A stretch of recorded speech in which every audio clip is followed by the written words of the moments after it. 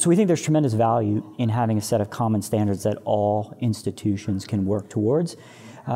The idea of being a profession is built around a set of requirements or expectations that all campuses, regardless of the size or type, can actually work towards. So being CAEP accredited is important to our institution, is important to the campus, because it becomes kind of a seal of quality to some degree, that we've actually engaged in a rigorous process of self-assessment. As EPPs start to think about the CAEP process, they need to answer one question, which is, do we produce good teachers, and how do we know?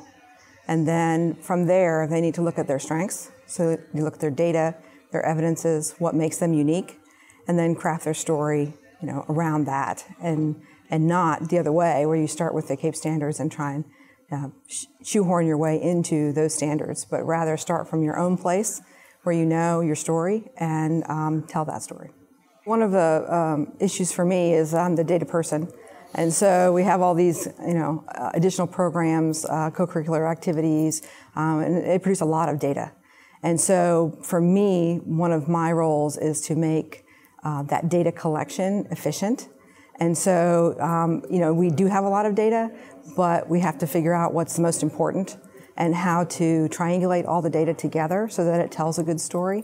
And I think the important note there, right, is this idea that although we have access to this large quantity, we've been very thoughtful about both the type of data we collect and then how we use it, because as Malina mentioned, our goal is to triangulate our data. So when we went through our CAEP visit, we had actually gone through our prior NCAEP visit, had over 300 evidences. We went through a CAEP visit and cut it to 30 some odd evidence, 32 evidences, which people find are just kind of amazed at this idea that we can have so few. But the real power is not in the number of evidences, but how you triangulate that data. So we're able to then think about, okay, so what does our beginning teacher tell us about the quality of our preparation?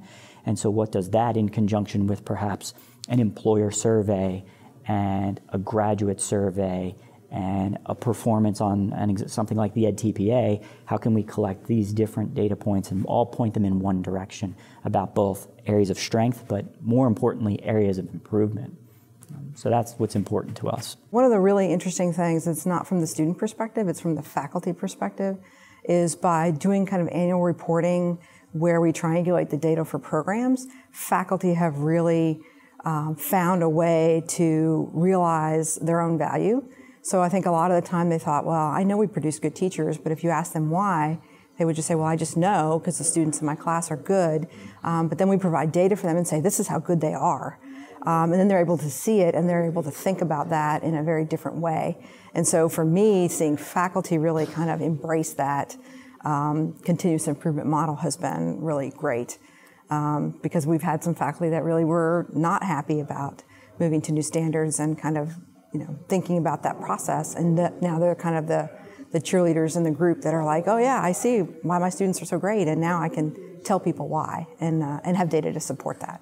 So that's been a really great change.